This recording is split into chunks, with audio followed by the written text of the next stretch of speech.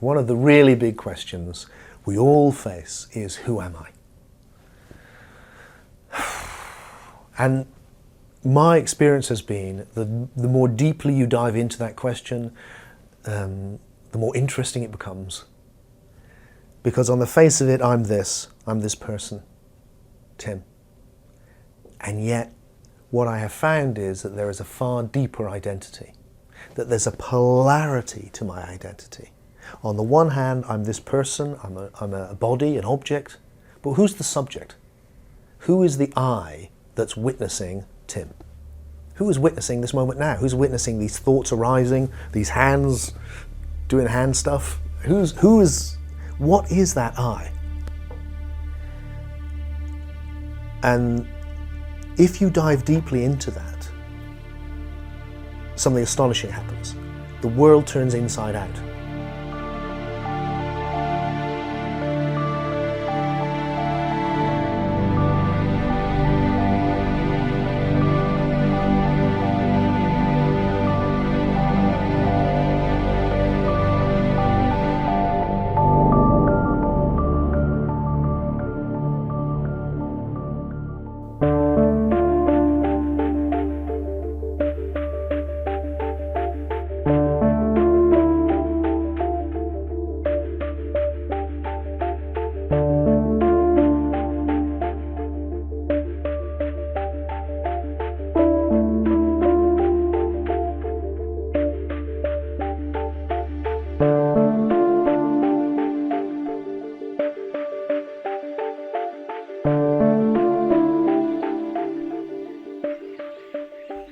What is this incomprehensible mystery we are a part of,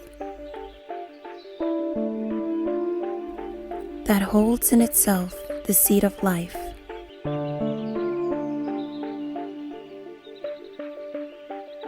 that makes a heart start beating,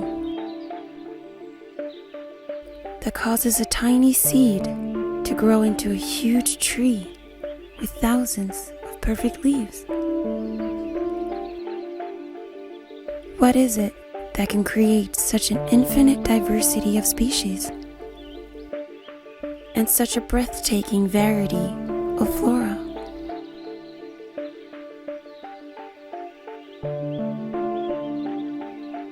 The drive towards propagation in everything that lives. Where does it come from? What lies behind nature's eternal cycle and keeps everything in balance? And how are we transformed from the two initial cells into the incredibly complex web of biochemical and neurological systems that make up our body? A body consisting of 50,000 billion cells. What is it that can organize and manage 50,000 billion individual cells into perfect harmony?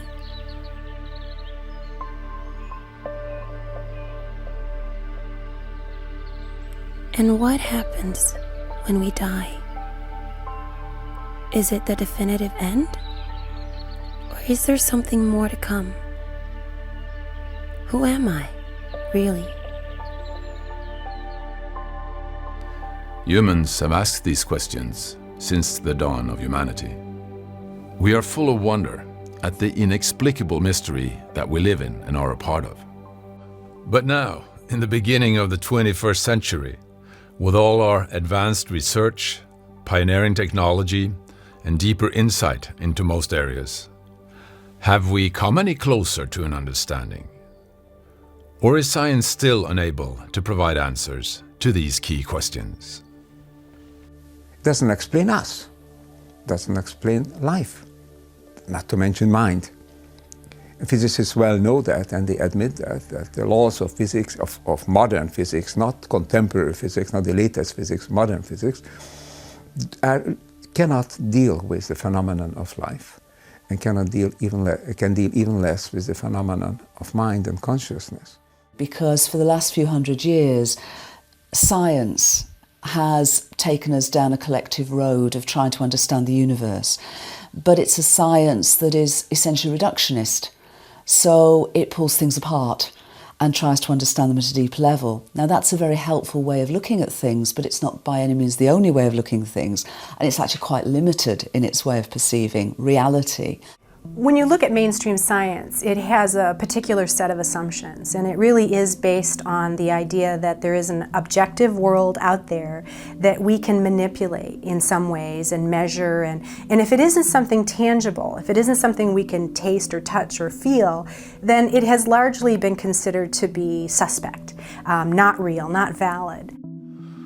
So, the part of reality that we are unable to observe with our instruments, isn't there room for that within our materialistic paradigm?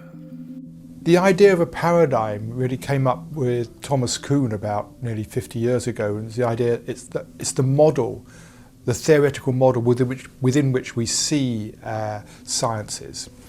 And so the paradigm is like the underlying belief system. And the underlying belief system of modern science is that the ultimate reality is material or physical in nature. And so it's not conscious, it's the matter of atoms, electrons, molecules, but there's no consciousness there. So that's the underlying belief system on which basically all of science works. And what Thomas Kuhn showed was that paradigms hold for a while and everybody believes them, and then something comes up which can't be explained. And the classic case was, for thousands of years people thought the Earth was the centre of the universe, and then they couldn't explain why the planets moved as they did. And Copernicus came along with this revolutionary idea that the Earth was actually another planet going around the sun. And I think we're meeting a similar thing with this material paradigm. The thing that it can't explain, the big problem, is the existence of consciousness, because there's nothing in this worldview that says we should ever have a single experience. All the workings of the brain should go on, but sort of in the dark, without us ever actually experiencing anything.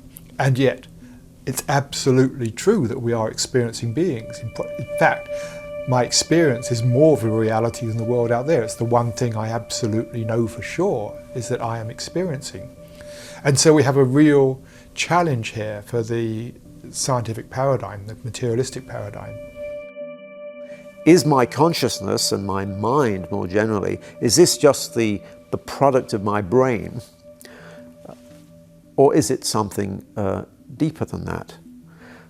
It seems to me clear that neuroscientists are making tremendous progress in trying to understand how the brain can process incoming signals and how that activates certain areas of the brain. And that's really important.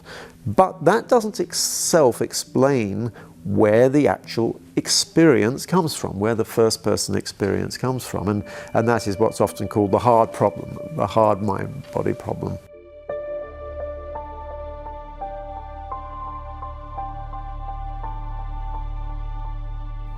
How can chemical and electrical processes inside the brain enable us to think and reflect?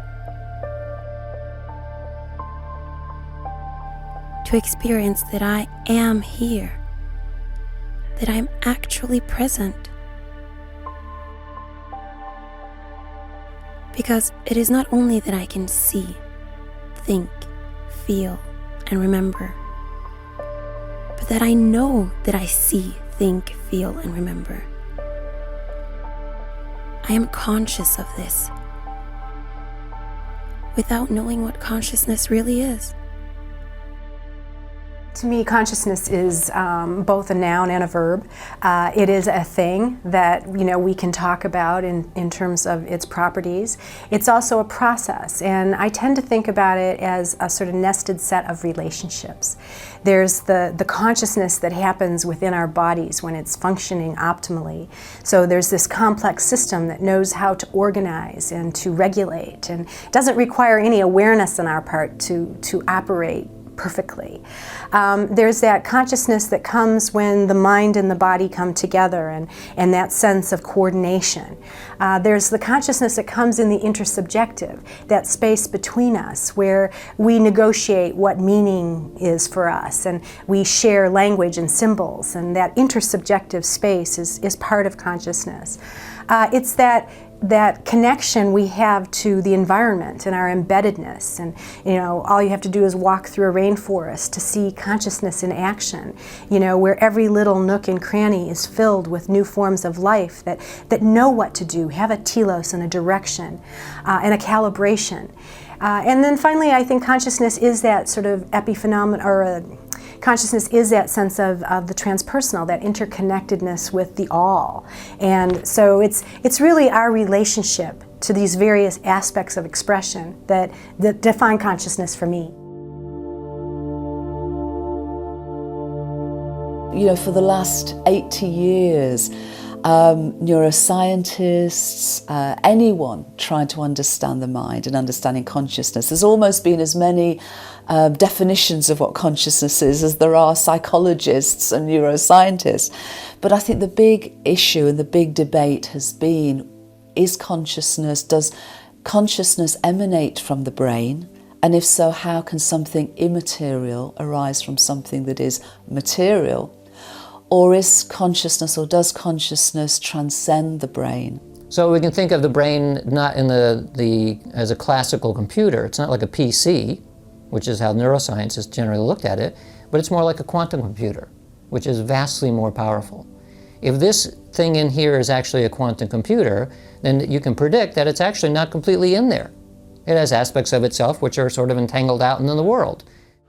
And this theory was supported by the experiment first performed by the French physicist Alain Aspect at the University of Paris in 1982. And this has led to a technological revolution and forced physicists to change their perception of how nature works.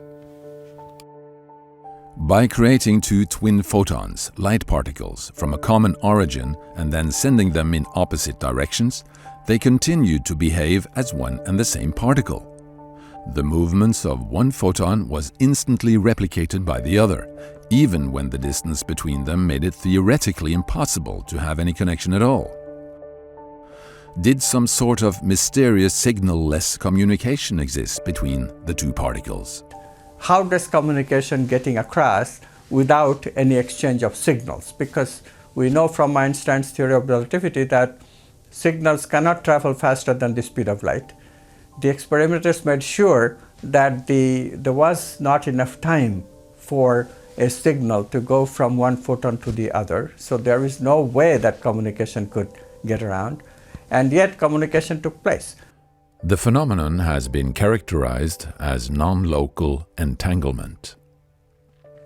And this has been tested in the macroscopic world. It's been tested indeed up to the scale of macroscopic molecules. And therefore people say, well, if I can have correlations between these molecules, maybe I can have something analogous to that between people, between brains on a larger scale. And there's quite a lot of emphasis on that, on the idea of this entanglement. Relatively recently, there's more and more papers appearing on larger and larger systems in which you see these kinds of entanglements, including living systems. So the most recent one I'm aware of is in photosynthesis. So photosynthesis requires quantum coherence in order to work. Then I can easily predict that eventually someone's going to find it in larger and larger systems. Once they find it in cells, which I expect will be the case, leaping from that into the brain will not be a big leap. This is the miracle of non-local correlations, and this miracle pervades in human beings, human interactions. There are now experiments which suggest that if two people meditate together and then they are separated just like these two photons.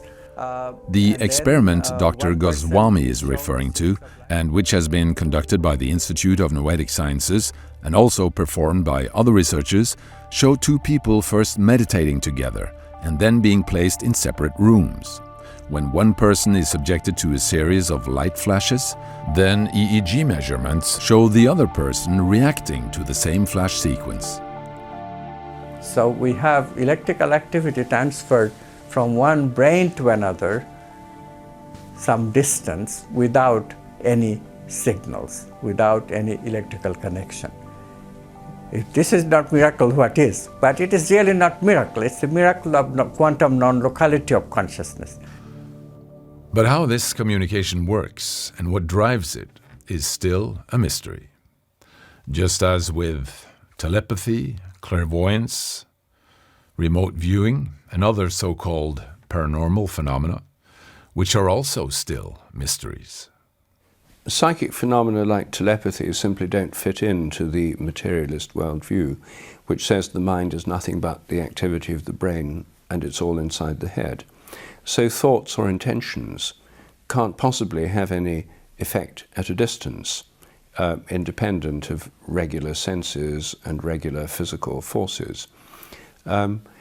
That's the standard dogma within science, and because of that dogma, many scientists say that telepathy and psychic phenomena are impossible. They therefore have to deny all the evidence for them in the interests of maintaining their theory. Well, this is a kind of dogmatic denial, which in my opinion is profoundly unscientific. If these phenomena exist, which I think they do, and which most people think they do because they've experienced them, then we need to enlarge our scientific ideas to include them, instead of trying to eliminate large amounts of reality because they don't fit into a particular model. And I think that this dogmatic exclusion of phenomena from science, creating taboos, is not worthy of the scientific traditions that we have inherited, which are based on free inquiry. I think the evidence for the existence of telepathy, the sense of being stared at, and precognition is very good. Most people have experienced these phenomena.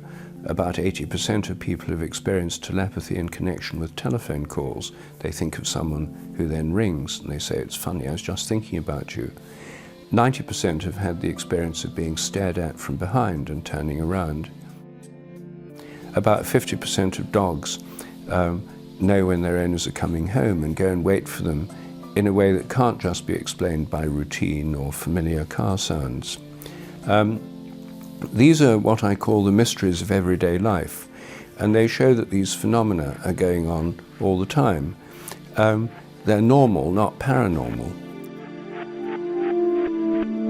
And so what I expect will happen is eventually quantum physics or some other form of physics will move along, show that human beings and other living systems have strange effects like entanglement. And if that's true, then we would expect that people should be connected at a distance. Well, how would you know that? Their experiences would be shared. And what would you call that? We'd call that telepathy. And guess what? There's 100 years worth of data showing that under controlled conditions you can demonstrate that. Parapsychological research began in the late 1800s, with scientific studies on telepathy and psychokinesis, which is mental influence on physical matter. In recent years, these areas have continued to be subjected to intensive studies. There's about 50 years of laboratory work looking at mind-matter interaction. Most of it involves random number generators.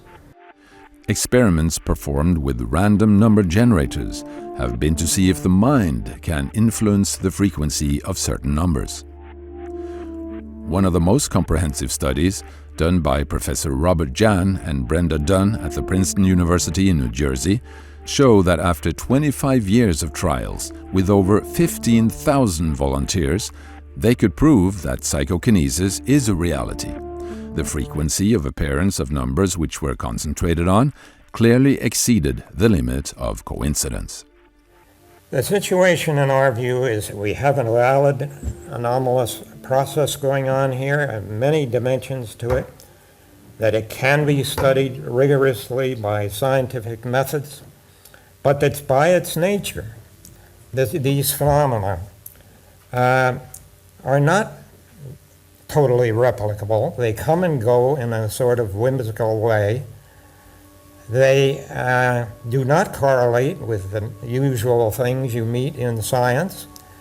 They correlate with a lot of subjective properties, with the intention of the operator, with the gender of the operator, with the degree of resonance the operator feels they can establish with the machine, many other.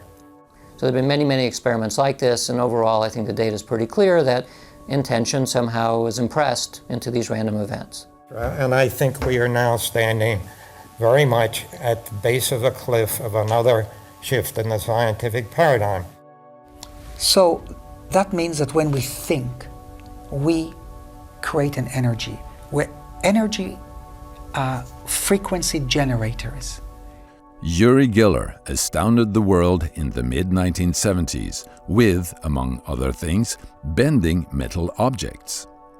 He was thoroughly tested by several research laboratories, including the Stanford Research Institute by researchers Harold Puthoff and Russell Targ, who studied his telepathic abilities and concluded that the Geller effect was real and worth further research.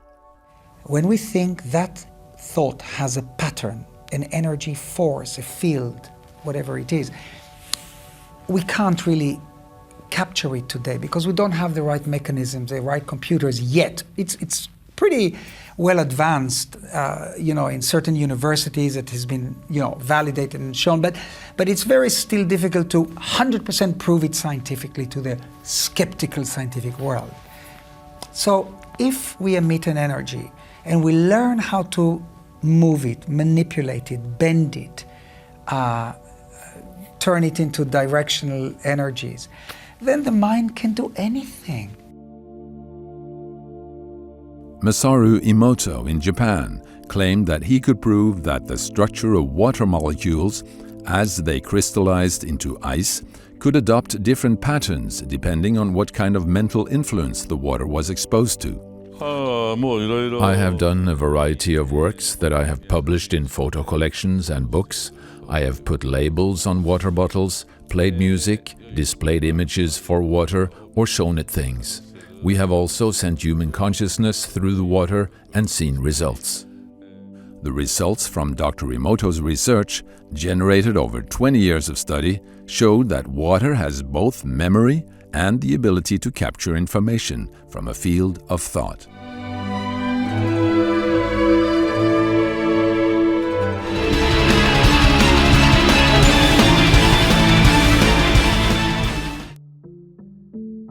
People with so-called warm hands are to be found in all cultures.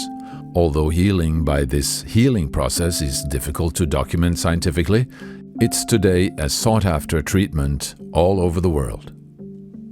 I think when healing occurs, it's a very natural phenomenon because our baseline status as a biological organism is it's self-correcting, self-repairing, self-evolving, self-creative, self-regulating.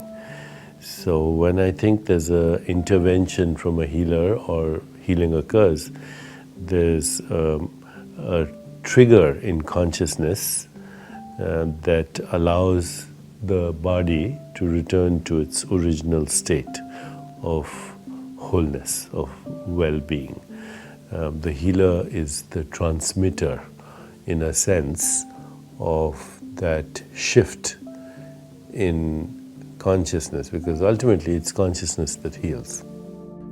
One of the world's most famous healers, called John of God, lives in rural Brazil. Hundreds of people arrive every day to receive treatment at his spiritual hospital.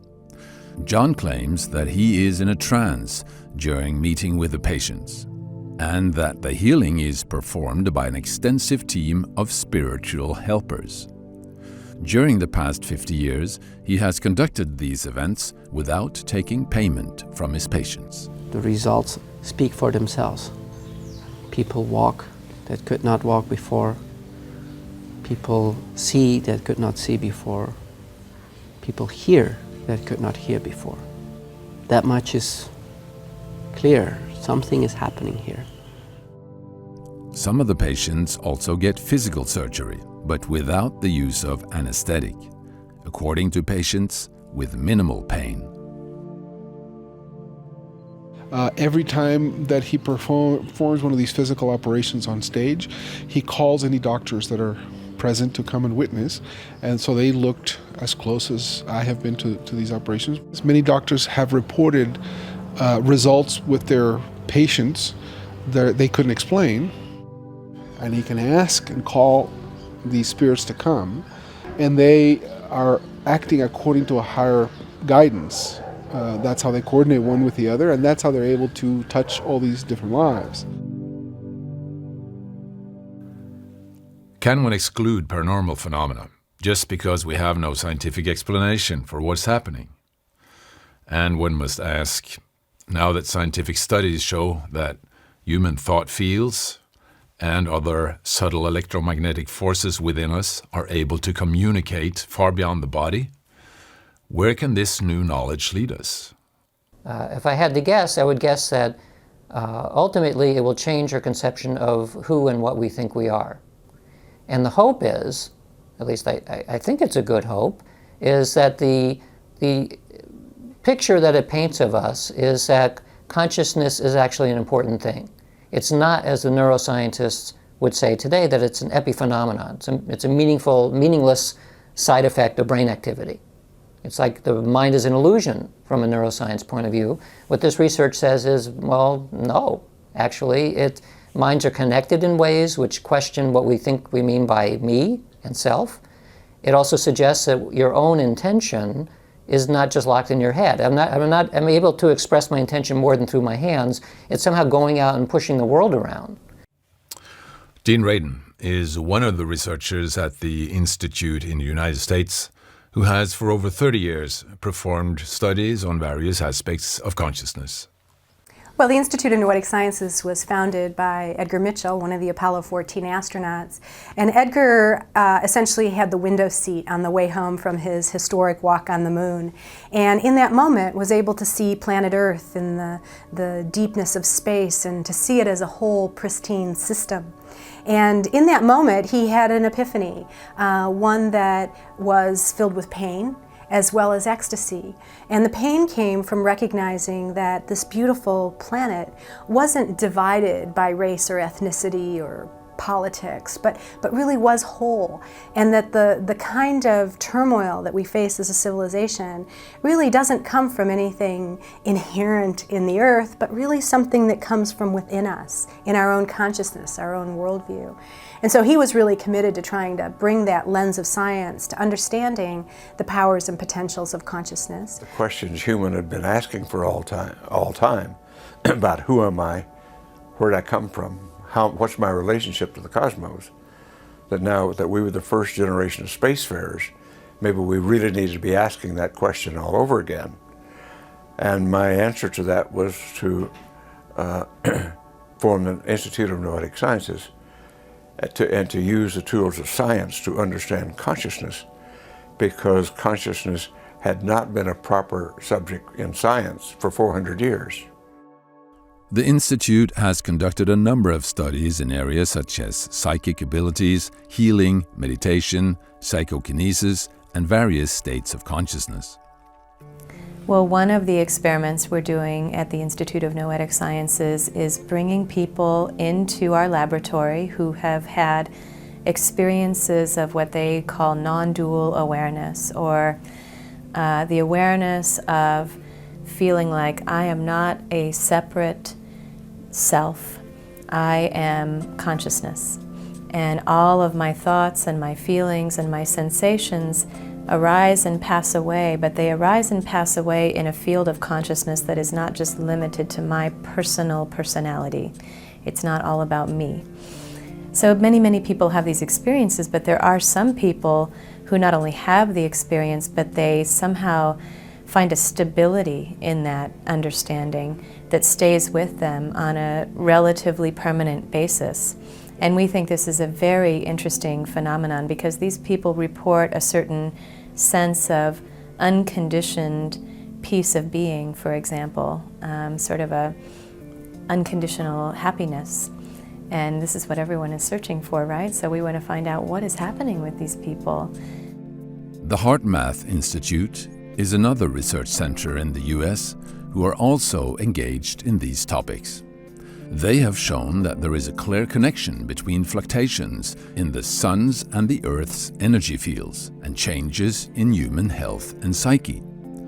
They have also shown that the heart produces an electromagnetic energy field, and this field can be picked up by animals and other people's nervous systems. The researchers claim that they can see a feedback loop between human energy fields and the Earth's magnetic field, and that this shows that we collectively can affect the Earth's energies with our thoughts, emotions, and intentions. So sometimes people will say, well, if we had a big meditation on peace, that would somehow promote peace. This data suggests that something like that is true.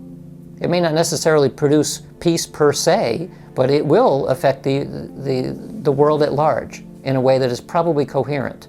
If that were actually done in a large scale, if you had the 7+ billion people thinking coherent thoughts and kind of envisioning that future with intention behind it, it raises the possibility that that would happen. It's inevitable because you're changing the physical world itself. Both these institutes also claim that the electromagnetic field of the Earth is a carrier of relevant biological information, which connects all living systems. And this brings us to another area of cutting-edge science, the subatomic level.